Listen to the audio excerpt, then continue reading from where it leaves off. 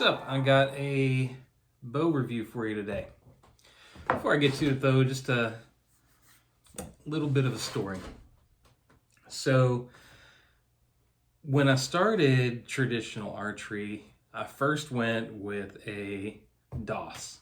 So like an ILF, that one was the DOS connection set up. And for a long time, I'd wanted to go with a wood or more traditional bow. I started off, I bought myself a competition longbow because I really wanted to like a longbow.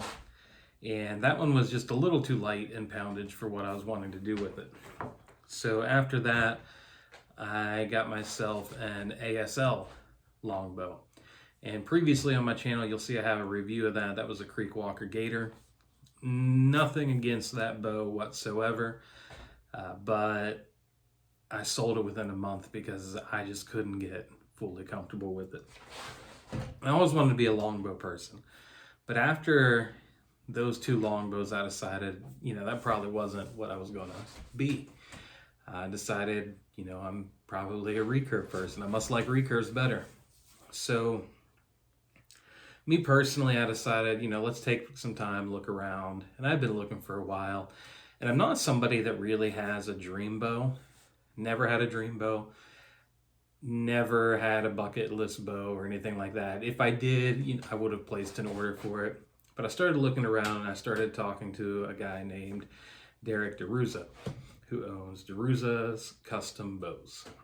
And I placed an order for a 3-piece recurve with him.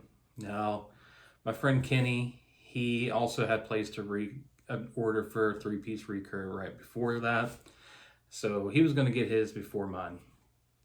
And I figured, well, if I don't like it, I will just cancel the order and go look elsewhere. We were going to ETAR that summer, so maybe I'd find something up there if I didn't like his. No worry, I'll forfeit the deposit, whatever it is. I just want to get something I like. So long story short, Kenny gets his recurve. I love it. I think this is the bow for me.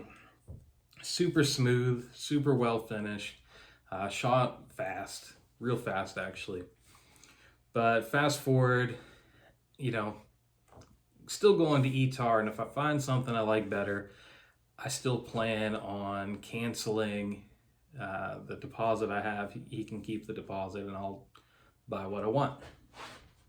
Just, I didn't tell him at the time that I was going to do that, but that was my full plan. At that point in time, I tried a few bows, but I hadn't really tried a lot. And when I went to ETAR, I got to try a lot. So there were a few bows I liked. A lot of bows I thought I would like that I really just did not. They would either stack or the finish wasn't as great on them as I thought they would be. All of those things. Well, while at ETAR, I kind of made up my mind. Definitely that 3-piece recurve was what I was going to get. I was happy with my decision. That is until I was talking to Ryan from Laurel Mountain Outfitters, and he said, look at this new longbow I have. So I was checking out his longbow, and it was actually one of Derek's longbows, a 58-inch longbow. Now, the one Ryan ordered was at 53 or 55, 56 pounds, something heavier than I wanted. I like to be in that 45-pound range. So I shot his bow, and even at that heavier weight, I was blown away by it. Now, at this time, because I hadn't done a whole lot of custom ordering in the past, I decided I was going to stick with the recurve. I don't want to change my order on him. Maybe it would put him in a bind or something. I'm happy with the recurve. I'll get the longbow later. Well, as time went on, I kept thinking about it, and finally I decided I'm going to tell him I want a longbow. Now, a 58-inch longbow is far from what I thought I wanted. So I was still kind of nervous on it. I didn't know what he would say, and he said, yeah, go ahead and change the order. So that's what I did. I kept all the same colors that I had on the recurve, and I'll talk about that in a moment. And I ended up ordering a 58-inch longbow, which I thought would be too short for me. I'm here to tell you it wasn't. But when I picked out the colors, because I don't really have a dream bow or even a dream wood combination, I was thinking about how much I hate decisions. And I kept telling Derek that I don't like to make decisions. Can you make up something for me? And I was, I'm the kind of person that goes to Subway and will screw up their sandwich if they don't make it exactly like it shows on the menu. I've done that plenty of times. But, I kept going back and forth. So in my head, I thought, I want to go back to a time when there were fewer decisions to be made. So I kind of put myself in that old sporting goods store, department store piece of mind. And I was thinking about what I would see if those places still existed like they did. What would I see hanging on the wall? What would like a Ben Pearson or, something similar look like today? And specifically the Ben Pearson, if I'm being honest. And the first thing I went to was, I really like that brown glass. That was something that you would see on a stock bow in the 80s or something like 70s. And then I wanted more of a modern material. Remember how Ben Pearson had like the stacked laminate wood? I really like that look. And that's something that tons of bowyers do today with the diamond wood and the SpectraPly. So what I had settled on was, I think it's called a Green Mountain Camo riser with the dark brown wood. Well, this January, I finally got this bow. And I shot it for a few days. And I was going to post an unboxing video, but when the mailman delivered the bow, he actually threw it onto my porch, and I watched as it bounced off the concrete like 5 times, and it freaked me out. So I ran out, hurried up, and opened it before he got all the way down the road to make sure it wasn't damaged, because I was prepared to yell at him. And it was fine, thankfully. And when I say it bounced, I mean it bounced 3 feet off the ground. So I wanted to make that unboxing video, and I didn't. And I've been wanting to make a review, and I haven't, because unlike the Creek Walker bow where I did the review, I wanted to really have time with it and make sure I liked it. I didn't want to tell you about a bow that I didn't like. And it's not that that Creek Walker bow was bad, but I don't really believe that my opinion of it mattered. I mean, the fit and finish was great on it. You can take that. But how I thought it felt, I was still in the honeymoon phase when I made that review. Well, I've now had this bow for over a month. At least I think it's been over a month. I don't actually know what the date is. And I feel like I've gotten comfortable with it. I feel like there was no honeymoon stage.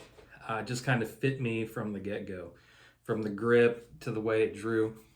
With my DOS, one thing I've been dealing with is I have some arthritis in this index finger.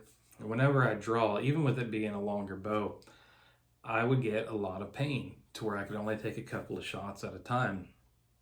That went away when I started shooting this bow immediately, and I've not experienced it since, except if I pick up my DOS or if I pick up somebody else's bow.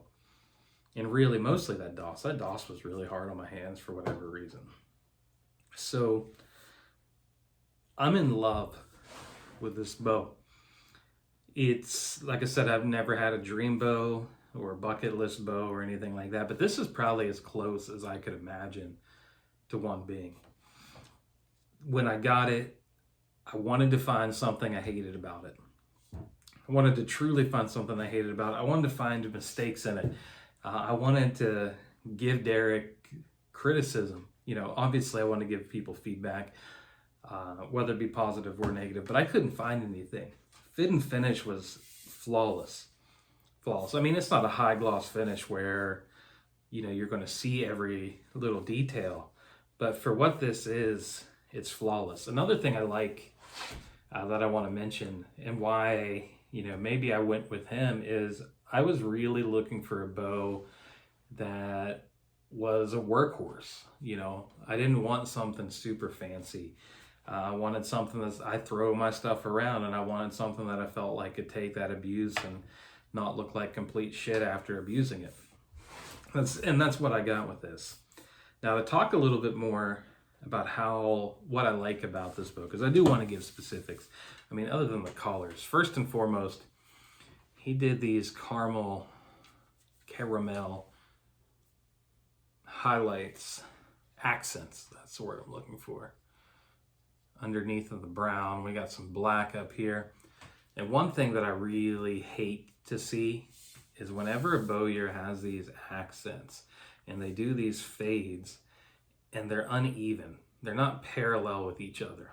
I want them to be parallel, and his are perfectly parallel. First thing I looked over.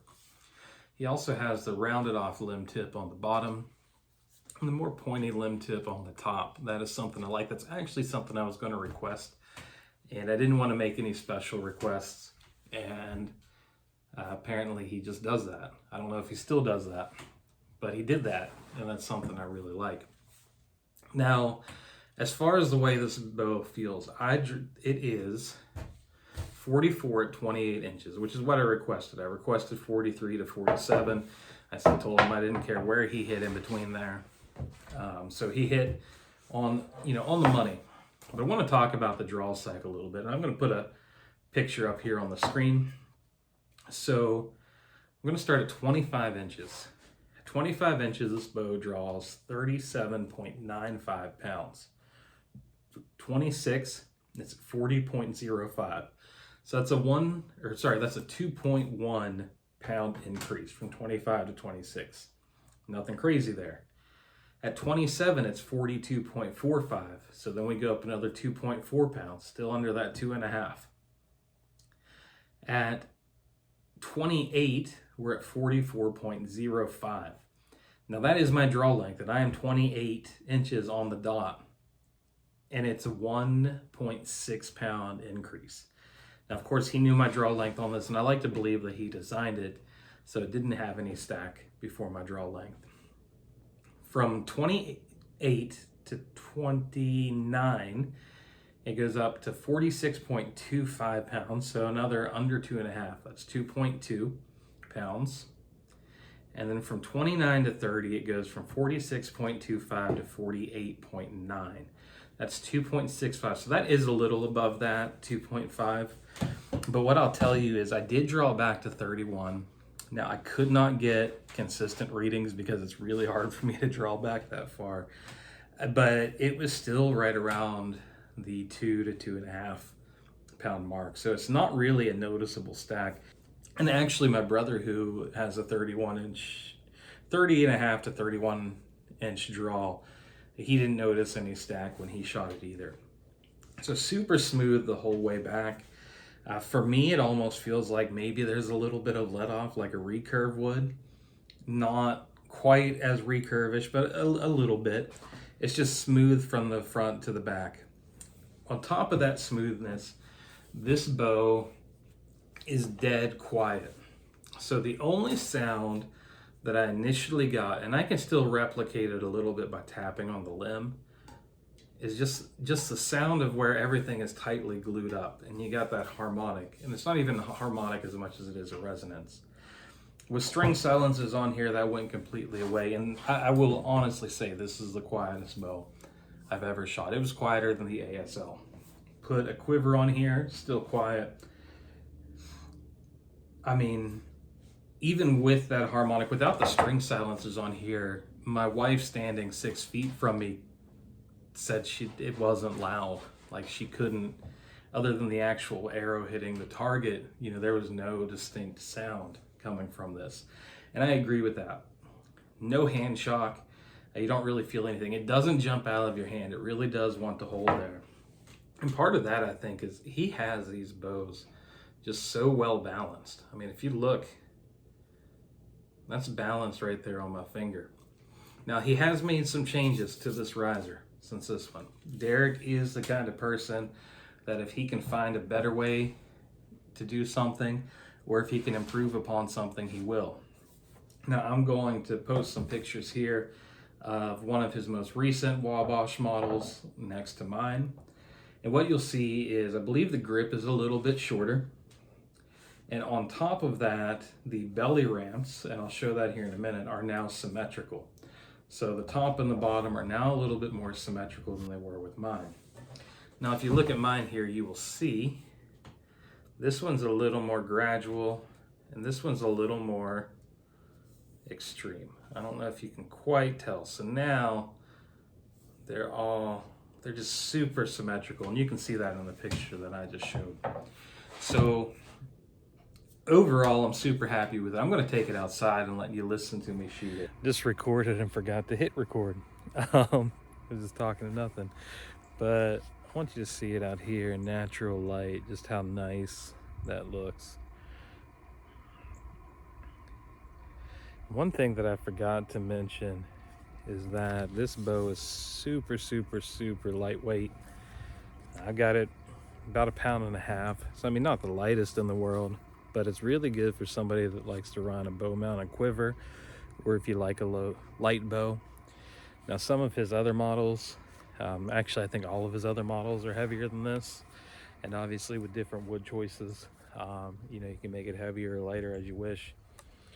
But just something I forgot to mention.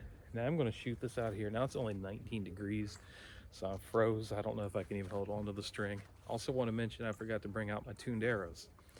So I'm shooting very untuned arrows and might even miss the target. But I want you to hear how quiet this bow is. All right, so when I was recording outside earlier, my kids started yelling for me.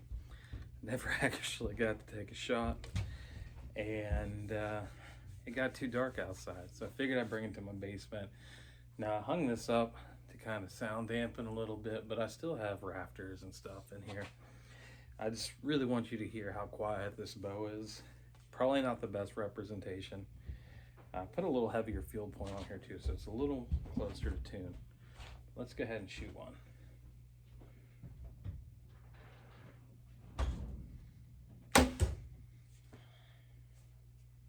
I don't know if you heard that.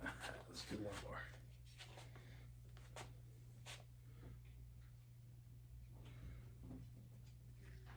Again, I can hold this bow back all day. Just so good. One more.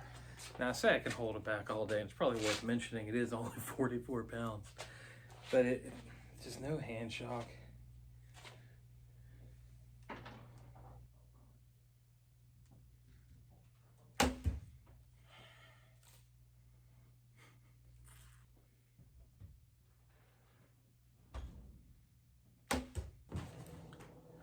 All right, so final thoughts with this bow.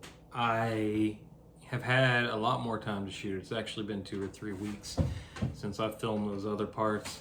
Got a nice Laurel Mountain quiver that matches on here. I'll do a review of this soon. He's made some upgrades since my last review. I got to shoot some 3D with it, and I didn't shoot well, but the bow itself shot really well. All of my misses were consistent misses. That was on me, not the bow itself. Tuning. One major thing that I like about this bow is it seems to have a very wide window of tune. Even with these arrows, if I can shoot 160s and 190s and both fly fine. Now, of course, one is a better tune, but it's not super unforgiving if I shoot the wrong one. I've been playing around with that. I've tuned probably 5 or 6 different arrows to this bow already, and all of them shooting well. Not hard to tune for, and I think some of that has to do, I'm not sure if I showed this previously in the video, but this arrow shelf, you got your high point here, and then it gets out of the way, and it gets out of the way pretty quickly. So, worth mentioning. Still, you know, super comfortable to shoot, super quiet, especially with these wood arrows. Very, very, very quiet. I'm just overall happy with it. Now, you can, if you want to order one of Derek's bows, or if you just want to talk to him to see if it's something you might be interested in, he is on Instagram and Facebook if you search DiRuzza's Custom Bows.